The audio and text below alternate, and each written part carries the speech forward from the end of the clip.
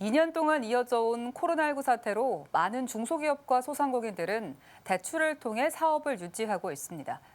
이에 금융당국은 중소기업과 소상공인의 부담을 덜어주기 위해 코로나19 금융지원으로 대출 만기와 이자 상환 유예 조치를 취해왔는데요. 이 같은 금융지원이 다음 달 종료될 예정인 가운데 재연장을 요구하는 목소리가 높아지고 있습니다. 취재의 이동규 기자입니다. 서울 영등포구에서 호프집을 운영하고 있는 A씨. 한자리에서 30년 동안이나 호프집을 운영해왔지만 코로나19 사태로 어려운 건 다른 소상공인들과 다르지 않습니다.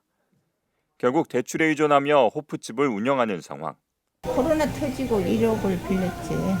코로나 터지고 하면서 1억을 빌렸는데 지금 더 또 빌려야 될 것 같아요. 3분의 1분이도 안 될 정도로 지금 험난한 길을 걸어가고 있다고. 직원들 나가는 고정 월급이고 수입은 없고 가족들하고 먹고 살아야 되는데도 그것도 어렵다. 금융당국은 이 같은 상황을 감안해 지난 2020년 4월부터 코로나19 금융지원 프로그램을 가동해 왔습니다.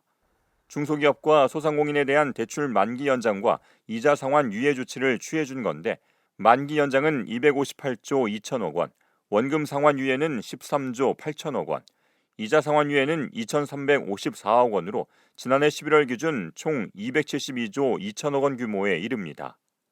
하지만 최근 오미크론 변이 바이러스 확산으로 일일 확진자 수가 수만 명에 이르는 상황에서 지금까지 지원됐던 대출 만기 연장과 상환 유예 조치가 다음 달 말 종료를 앞두고 있어 중소기업과 소상공인의 부담이 커지고 있습니다. 실제로 최근 중소기업 중앙회의 조사에 따르면 중소기업의 78%가 대출 만기 연장과 이자 상환 유예 조치가 경영난 극복에 도움이 됐다고 응답했으며 중소기업의 87%는 대출 만기 연장과 이자 상환 유예 조치 추가 연장을 희망하는 것으로 조사됐습니다. 그 당시만 하더라도 9월이면 이제 코로나가 끝날 거라는 가정하에 연장을 해줬는데 이 코로나 팬데믹이 생각보다 길어지고 이제 2년 넘게 장기화된 거죠. 기업이 결국은 매출이 회복이 되어야만이 대출금도 갚을 수 있게 되는데 대출금을 결국 갚아야 은행도 이제 부실화를 막을 수가 있거든요. 그래서 이자에 대한 유예 부분은 크지 않기 때문에 기본적으로 이자를 상환하고자 하는 기업들은 이자를 갚을 수 있게, 그래서 일시에 대출금을 상환하는 것보다는 장기적인 중장기 플랜 계획을 세우고 이번만은 좀 더 연장을 해주는 게 맞지 않느냐. 소상공인연합회도 정부가 영업 제한 등으로 소상공인들에게 장사할 수 있는 기회를 주지도 않은 상태에서 대출 만기 연장 조치를 중단해서는 안 된다며 최대한 빨리 추가 연장을 발표해야 한다고 주장하고 있습니다. 지금 오미크론 대확산으로 일 확진자 수가 수만 명 수준으로 급증한 상황에서 영업 제한과 그다음에 경기 위축을 해서 이제 거의 집단 외출 금지와 같은 상황이 사회적으로 벌어지고 있기 때문에 장사를 전혀 할 수 없는 상황에 놓여 있습니다. 이런 부분들을 하루속히 더 연장해야 되고요.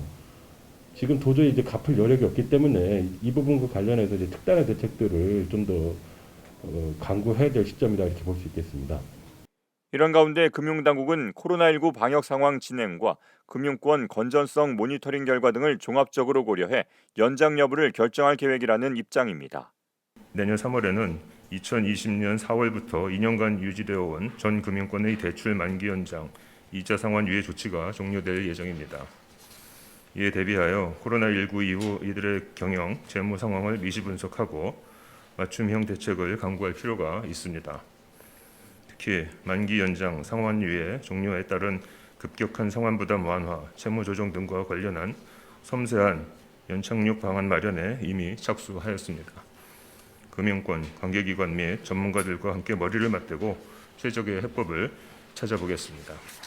코로나19 장기화와 최근 오미크론 변이 바이러스로 인한 확진자 급증으로 중소기업과 소상공인들의 어려움이 가중되고 있는 가운데 금융당국의 결정에 귀추가 주목되고 있습니다. ESTV 뉴스 이동규입니다.